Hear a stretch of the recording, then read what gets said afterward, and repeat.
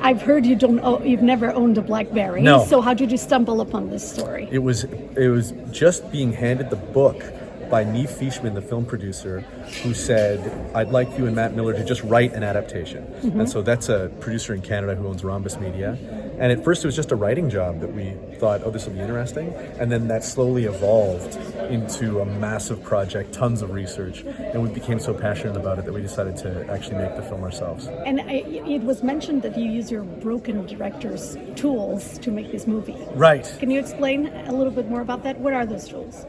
Sure. I think that's basically the acknowledgement that as a young person with no money, you actually have a lot of tools that established filmmakers don't have, such as filming in the real world, filming with real people, shooting impromptu. These are things that you may not realize that when you're making movies in an official system, those tools get taken away from you. And so Blackberry was an attempt to try to reintegrate those tools into a multi-million-dollar setting. Casting non-actors, which all the engineers in the film are non-actors. Actually, they're almost all filmmakers.